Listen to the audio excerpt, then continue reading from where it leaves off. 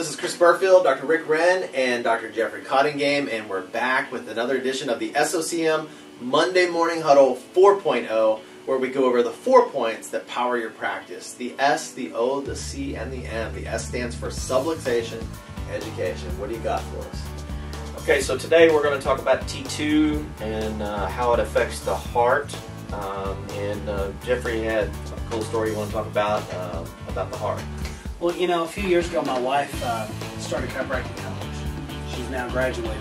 Once she did, we had 4 kids when she began, and I was in practice, so it put a whole lot of stress on me.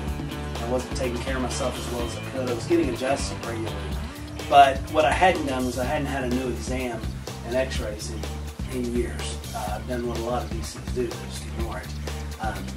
I developed an arrhythmia, and it was getting pretty bad, so much so that it took my breath when it happened.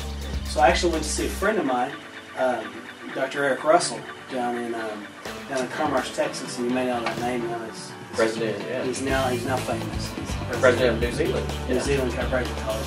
And he did a new exam and scans on me, new X-rays, began adjusting me. Within a matter of a few visits, the arrhythmias went totally away, completely stopped. It never happened since. No, not really, no.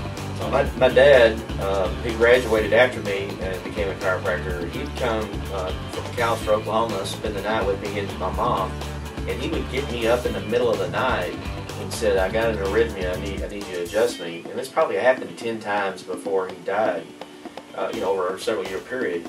And I just would get up and I would adjust him. We'd sit there for a few minutes and he'd go, "Okay, the arrhythmia's gone," and we'd go back to bed. So yeah, it definitely works.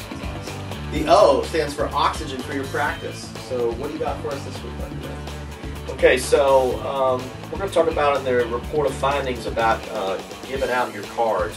What we always have done is we laminate our cards so they seem more valuable and people won't throw them away. But you'll notice that the card is not only laminated, but on the back of the card you're going to see that there's good and bad X-rays. And on the left is the good, and it says in green, normal healthy spinal curve equals optimal health, and then on the right it says spinal decay equals poor health. Also what we do, we give them one of these to educate patients or other possible patients, but then we put a picture of their X-rays on a card and tell them to keep that with them, so if they're traveling they can prove they have X-rays on file. And then we promote that if you're out of town, you can show them you have X-rays on file, which will make the doctor feel better. Then they can call our line 1 number, and we make a big deal that our 7733 is our line 1 number, and if you'll call that, it forwards to a cell phone, and one of our staff will get in touch with you and find out what you need, and our doctors will get in touch with you no matter what time of the day or week it is. So I think that's some really good points. The C stands for CA tip of the week, and docs, make sure that you're properly arming your CAs with the right patient education. One of the things that Dr. Wren uses is Ted Corin's Chiropractic Bringing Out the Best in You booklet. He makes sure that his CAs are armed with this at the front desk, and they actually give these out to patients, new patients, when they come in. And it's got a lot of great patient education in here. Also at Corin Publications you can get pamphlets. He has a series of patient education pamphlets. In case you didn't know, Ted was actually sued by the FTC, and he won. And they tried to get rid of those pamphlets, and he won because everything was backed up by science. So great patient education. Make sure your CAs are armed. Finally, we've got the M for motivation and inspiration, Dr. Jeffrey. All right, number 9 from the 21 Principles of Life. No one is guaranteed happiness.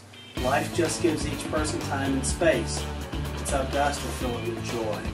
You know, that kind of reiterates everything we talked about last time.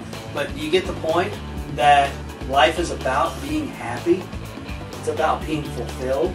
And, you know, Dr. Wren brought up how when we were coming back from our mastermind in Destin, Florida, that we were listening to CDs where a guy said that the goal is to find a way to fill every moment of your life with happiness. And Chris was even saying a few minutes ago that so many people try to find a reason to be unhappy. Yeah, they look for things to be offended at. It's like they're addicted to unhappiness. Right? Sometimes you see them on Facebook.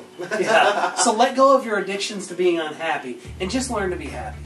That is your SOCM Monday Morning Huddle 4.0. We delivered 4 points to power your practice in 4 minutes. So make sure you're forwarding these emails off to your friends so they can watch these videos. In the meantime, keep saving lives.